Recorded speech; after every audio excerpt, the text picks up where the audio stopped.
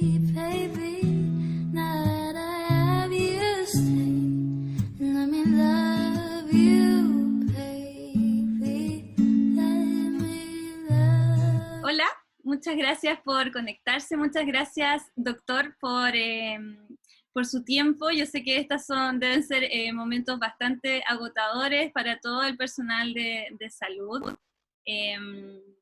Bueno, el doctor Moraga, Francisco Moraga, es pediatra, miembro del Comité de Lactancia de la Sociedad Chilena de Pediatría, trabaja en el Hospital San Borja Ariarán, y tiene también una consulta privada que por estos tiempos, bueno, no está funcionando al 100%, y ha tenido la amabilidad de conectarse conmigo para poder hacerle algunas preguntas, intentando un poco ser la voz de todas las madres que me siguen y que tenemos muchas dudas con respecto al coronavirus.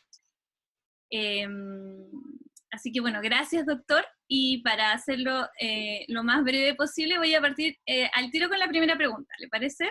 Perfecto. Sí, dale nomás, ningún problema. Gracias a ti por la oportunidad de comunicarnos con todo el grupo de seguidoras para que podamos tratar de aclarar algunas dudas. Muchas gracias, sí, hay muchas dudas. La primera es que a mí me hacen mucho por ser asesora de lactancia, es si el coronavirus pasa a través de la leche materna, y cómo podría cuidarse una madre que está amamantando si eventualmente estuviera contagiada o tuviera sospechas. Mira, lo primero que hay que establecer es que como esto es un germen nuevo, no se sabe todo completamente de él, a pesar de que se ha avanzado muchísimo desde que apareció. Hasta ahora persisten algunas dudas, pero hay algunas cosas que sí están claras respecto a lo que tú me preguntas. Por ejemplo, lo que está, por lo menos hasta el momento, claramente determinado es que no pasa a la leche materna. Por lo tanto, no es un germen que se pueda transmitir al niño, como en el caso del VIH, por ejemplo, o el citomegalovirus, en fin, no se transmite por la leche materna, por lo tanto, hay completa seguridad en eso. Ahora, si la mamá, justamente en el momento alrededor del parto, o cerca del parto, o ya a los pocos días de haber nacido el niño, se contagia a ella, la idea es precisamente seguir amamantando. Es decir, todos sabemos, y no voy a insistir en eso, ustedes lo conocen tan bien como yo, que la leche humana contiene una serie de factores que son fundamentales para el proceso de defensa del niño, de manera que uno de los elementos centrales, particularmente con un germen para el cual no hay todavía un tratamiento efectivo y comprobado, hay mucha investigación, pero no hay nada definitivo, la leche humana puede ser un factor de protección muy importante.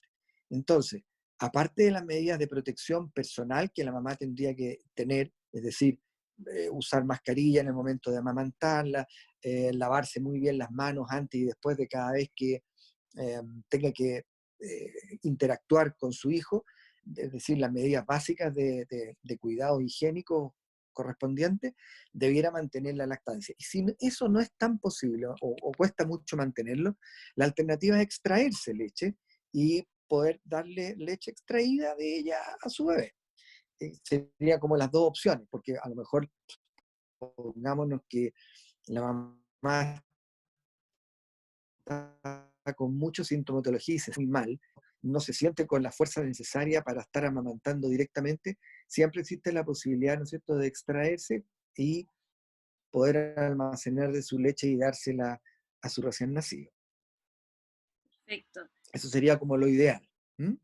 Perfecto. ¿Y qué pasa en caso de que la mamá efectivamente esté contagiada y esté débil de salud, hospitalizada? ¿Cómo podría ser para mantener la lactancia? ¿Se puede o no se puede? Claro, mira, lo mismo, o sea, ahí ojalá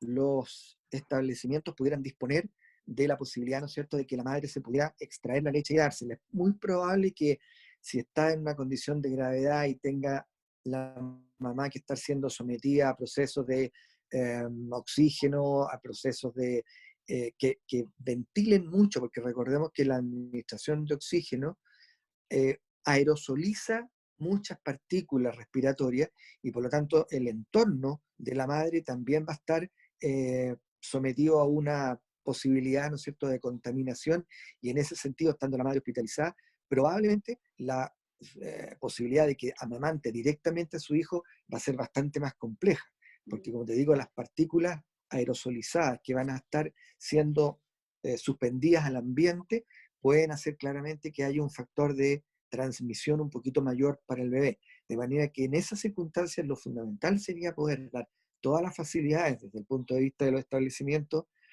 para poder permitir que la mamá pueda extraerse su leche o ser asistida para poder extraerse de su leche y administrársela a su hijo en forma diferida. Y no en el hospital, sino que mantener al bebé en casa, quizás con el papá, que él le esté dando la leche. Exacto, exacto. Como te digo el problema de cuando se está hospitalizado y se requiere oxígeno, los mismos sistemas que hacen el oxígeno generan muchas partículas en las cuales está participando las secreciones propias de la mamá, que son precisamente las que pueden infectar. Entonces ahí va a haber un ambiente, un entorno que va a ser muy, muy complejo, y por lo tanto a la bobita no le podemos poner antiparra, no le podemos poner mascarilla porque va a estar mamando. Entonces lo que corresponde ahí es que se dar las facilidades, como digo, para extraer la leche y darle su propia leche, pero en diferido, o sea, no directamente, sino que, por ejemplo, con el papá o con otro familiar que pueda estar en ese momento cuidando del bebé.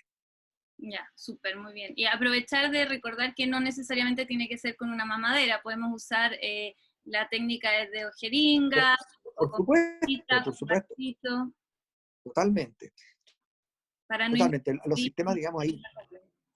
Exacto, exactamente. Un factor, sobre todo en estas primeras etapas, porque si estamos suponiendo que esto ocurre cuando todavía el bebé es muy chiquitito, puede existir una interferencia, como, Claro. como todos sabemos, ¿no es cierto?, de parte del chupete con el establecimiento de una buena succión. Por lo tanto, ahí hay otras alternativas en las cuales sí es importante que ojalá hubiese personal capacitado en los establecimientos para poder mm, educar, enseñar ese tipo de técnicas a la familia, porque probablemente de no conocerlo van a optar por lo más sencillo, que es llegar y darle en mamadera. ¿Mm? Es verdad. Ya, vamos a pasar a la siguiente pregunta, doctor. Eh, ¿Cómo puedo saber si mi hijo tiene la enfermedad, considerando que los niños tienen síntomas muy leves o incluso muchas veces se habla de que son asintomáticos? ¿Es necesario que cumpla con todos los síntomas, es decir, tos, moco, fiebre sobre 38 grados, decaimiento? O, por ejemplo, si mi hijo tiene solo fiebre sobre 38 grados, yo puedo pensar que podría ser el virus. Mira, esto de qué se considera caso sospechoso ha ido cambiando con el tiempo en la medida que hemos ido avanzando en la fase. En este momento que estamos en fase 4 y que se supone, por lo tanto, que hay germen circulando en el ambiente, por lo tanto que ya no necesariamente tiene que estar el contacto conocido con alguien que efectivamente esté enfermo, se hace un poco más complejo. La última indicación que sacó ayer, anteayer, el Ministerio, para definir el caso índice, habla de fiebre sobre 37,8 más síntomas respiratorios que pueden ser muy leves, desde dolor de garganta hasta congestión nasal, pasando por todo lo que implica los fenómenos bronquiales obstructivos. De manera que hoy día, si un niño está con síntomas respiratorios y con fiebre, lo prudente es consultar con el médico que esté, el médico de confianza de la persona, el médico con el que habitualmente se controla, que no necesariamente va a ser el pediatra, puede ser el mismo ginecólogo, en fin, el médico con el cual se sienta más cercano, para poder establecer, ¿no es cierto?, una comunicación efectiva que la oriente en los pasos en que habría que seguir. Tal como dices tú, en los niños mm, mm, mira, la presencia de asintomáticos no es tan claro, pero sí la posibilidad clínica de una sintomatología muy leve. Y en esos casos, como es difícil poder saber si el niño está infectado o no, interesa mucho el factor epidemiológico local, es decir, si hay otras personas enfermitas en la familia. Entonces, en esos casos, ¿no es cierto?, se podrá hacer lo primero por la época del año en que ya se nos avecina, lo más probable es que convendrá hacer primero los test frente a los gérmenes habituales, que se nos vienen, ¿no es cierto?, el sincicial respiratorio, la influenza, el parainfluenza, adenovirus, en fin, que pueden dar sintomatología muy semejante también en los niños. Y si es que eso sale negativo, escalar hacia la búsqueda por los métodos diagnósticos que hay actualmente para buscar el coronavirus. Pero probablemente si el niño tiene sintomatología ya más fuerte, más extrema, con fiebre más alta, con mayor sintomatología respiratoria, lo prudente es hacerlo una consulta, aunque sea un poco eh, pecar de exagerado, que quedarse evolucionando más tiempo. Ya, perfecto. Y si tengo sospechas de contagio mío o de mi hijo, ¿Ah? pero la verdad es que los síntomas son leves y nos sentimos bastante bien, entre comillas. O sea, la fiebre no supera los 38, un poco de flema, un poco de tos, pero se puede llevar. ¿Es necesario ir a un centro asistencial y pedir el examen o mejor nos quedamos encerrados en la casa?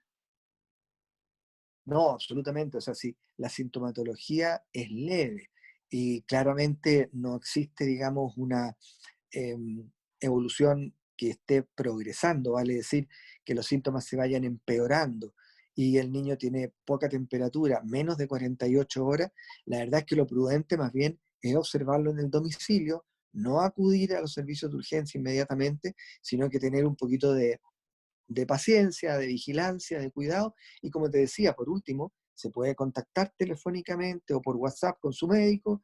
Hoy día están en las redes sociales, vemos muchos médicos pediatras que están ofreciendo sus datos para hacer teleconsultas, para orientar un poco a la familia.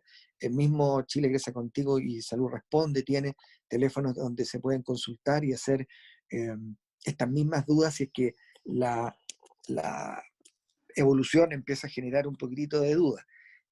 Yo creo que lo prudente es consultar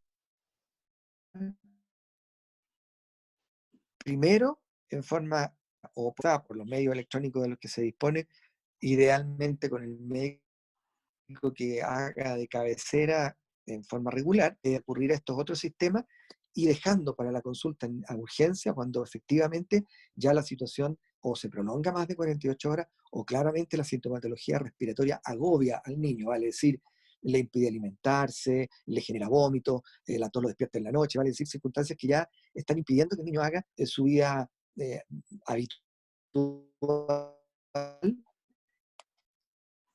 y que implique, por lo tanto, que pueda requerir algún tipo de soporte adicional. Ya, perfecto. Súper. Otra pregunta que mucha gente yo se hace es, ¿cómo nos puede ayudar si nos vemos enfrentados al coronavirus el hecho de habernos vacunado contra influenza? Tanto población de riesgo como el resto de la población, digamos. Claro, mira, lo peor que podría ocurrir es que se nos juntaran distintos gérmenes siendo del año, porque claramente eso significaría un recargo de todo lo que es el sistema de atención de salud que puede poner en riesgo que dé abasto para cubrir a a todas las necesidades. Entonces, el vacunarse contra la influenza, particularmente los grupos más vulnerables, pero indudablemente también lo pueden hacer otras personas, permite por lo menos eh, asegurar o disminuir, más bien dicho, el tema de que se presente una concomitancia o eh, más que coincidencia, porque es raro que coincidan dos gérmenes, pero sí que se produzca una secuenciación, es decir, que primero caigamos con uno, eso genera un estado, ¿no es cierto?, de debilitamiento, de desgaste, porque no comí bien, me sentí mal, estuve estresado, lo que me puede exponer a que al contacto con el otro germen podamos tener una forma más grave.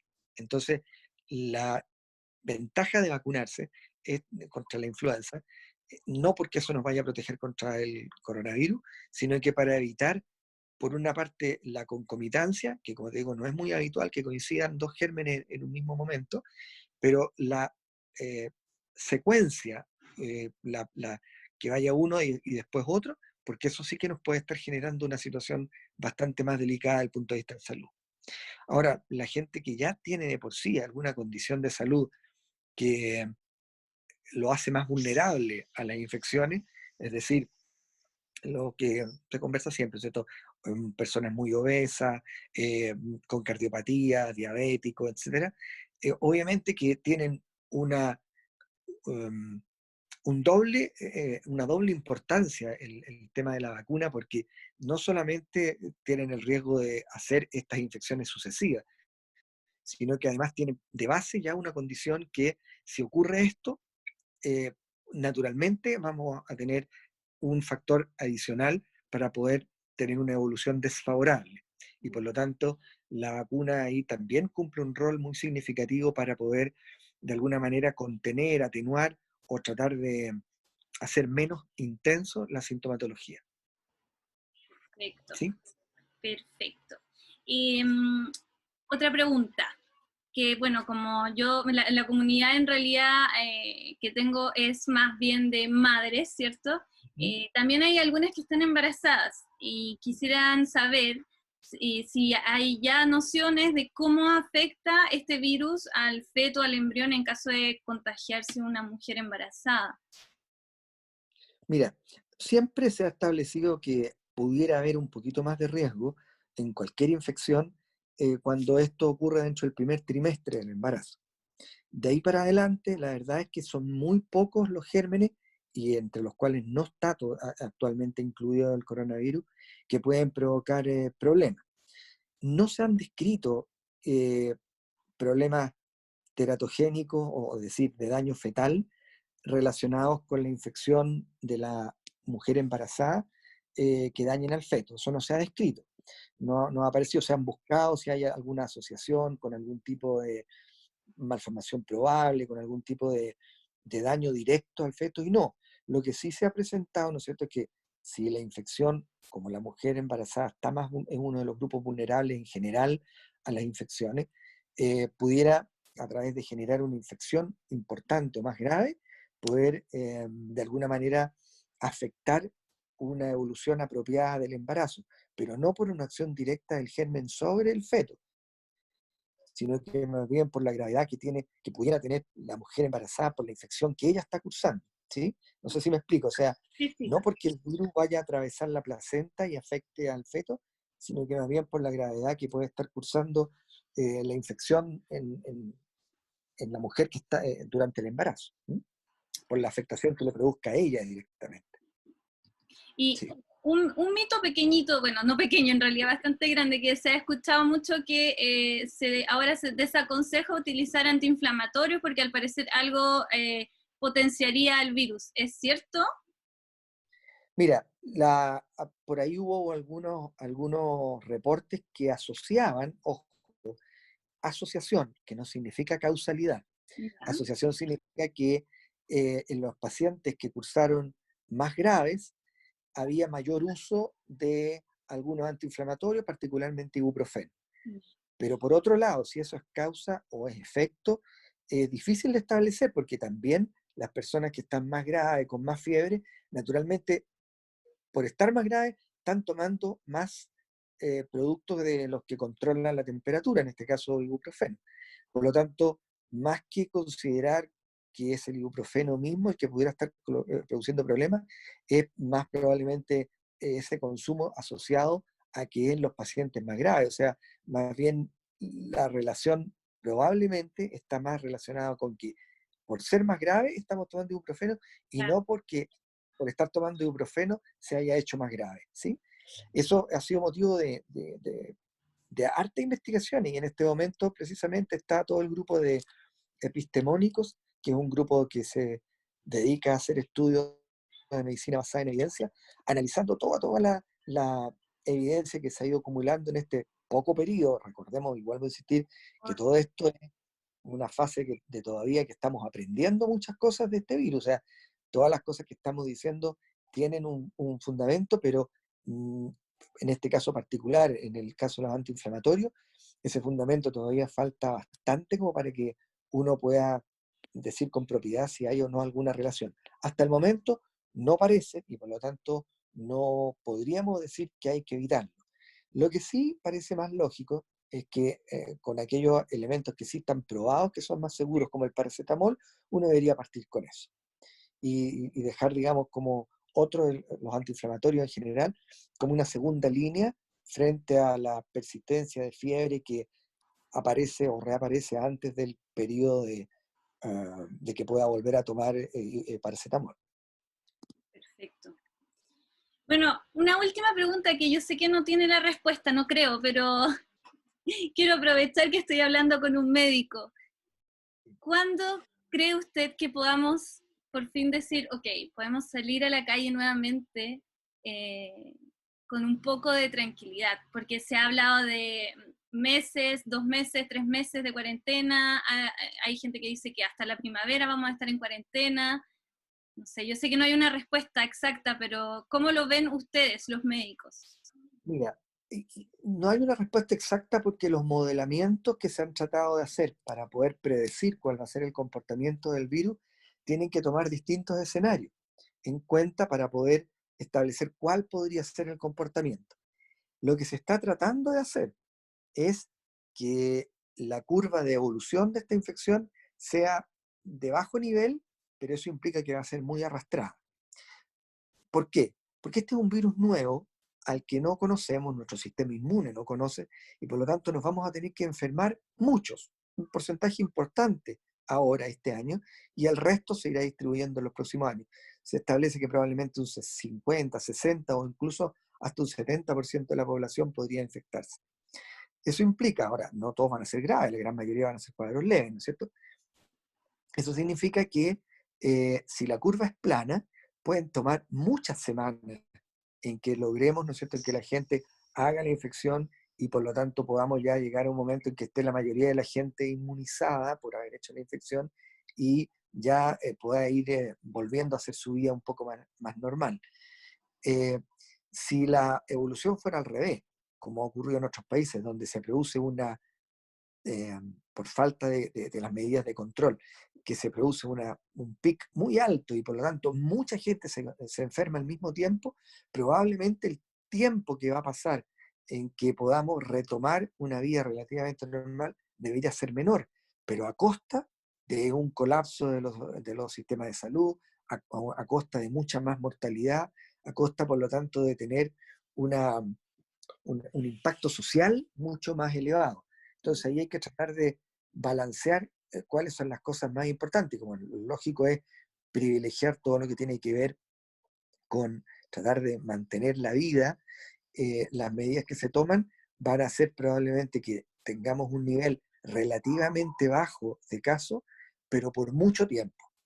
Y eso significa que probablemente no antes de 7, 12 semanas es difícil plantearse, es decir, estamos hablando probablemente antes de 2, 3 o 4 meses, es difícil plantearse que podamos tener alguna posibilidad de ir retomando eh, una liberalización de ciertas eh, actividades propias sociales, digamos. Y probablemente, por lo tanto, el escenario que uno pensaría desde el punto de vista positivo para salvaguardar un poco las capacidades de atención de salud, implican o sacrifican un poco el tiempo en que vamos a tener que estar con ciertas restricciones desde el punto de vista de los comportamientos sociales. Así que lo más probable, como te digo, incluso lo más deseable, es que sí, efectivamente esto se prolongue por harto tiempo, pero con un nivel bajo de infecciones y por lo tanto con un impacto menor en términos de mortalidad. Perfecto. Bueno, doctor, yo creo que está bastante claro. Siempre van a quedar dudas, porque obviamente para usted, imagínense si para usted como médico esto es nuevo, imagínense cómo lo vemos nosotros, que no tenemos conocimiento en medicina, en salud, es mucho más aterrador porque en realidad no sabemos si nos están diciendo toda la verdad o si nos están escondiendo cosas, etcétera. Así que se agradece mucho su tiempo, es muy valioso de verdad para toda la población que nos aclaren un poco las dudas que tenemos, que nos escuchen. porque también esto de estar encerrados en la casa da para pensar mucho, estamos todos, yo creo, pensando mucho y poniéndonos nerviosos.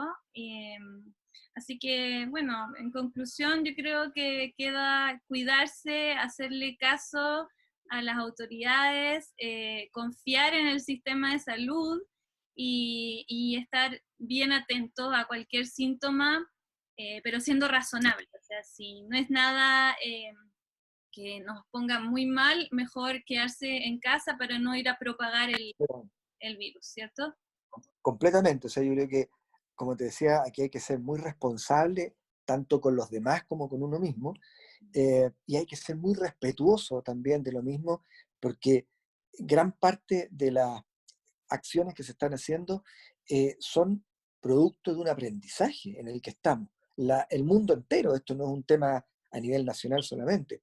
Estamos tratando de aprender de lo que empezó a pasar, ¿no es cierto?, primero en Oriente, China, y posteriormente en Europa, para irlo aplicando a nuestras realidades que son diferentes, realidades que son desde el punto de vista social, económico, ideológico distintos, y por lo tanto claramente va a haber un impacto social que va a ser diferencial en las distintas sociedades en que se está presentando. Pero por eso mismo tenemos que ser respetuosos de las decisiones que se están dando, tratar de alinearnos, porque aquí estamos todos metidos en esto. O sea, aquí lo ideal es que todos atornillemos para el mismo lado, porque finalmente, en la medida que estemos dirigiéndonos hacia un mismo camino, en vez de estar zigzagueando, vamos a llegar más rápido a poder establecer las condiciones que de mejor manera ayuden a proteger a la mayor parte de la población. Bueno, muchas gracias, doctor. Y harta teta, ¿cierto? Absolutamente. Ese es uno de los elementos que centrales para ayudar a proteger particularmente a nuestros niños, que afortunadamente de por sí parece que va a ser un poquito más suave, pero si además están con pecho, claramente eso los protege de todas maneras. Super. Muchas gracias. Que tengan una buena tarde. Gracias a ti. Que estés muy bien. Chao. I love you, baby, and if it's quite alright, I need you, baby, to on these lonely nights. I love you, baby, trust in me when I say, oh, pretty baby, don't let me down, I pray, oh, pretty baby. Now that I have you, stay. Let me love you, baby. Let me love you. You're just too good to be true. Can't take my eyes off of you. You'd be like heaven to touch. I wanna hold you so much. Long as love has arrived, I thank God that I'm alive. You're just too good to be true. Can't take my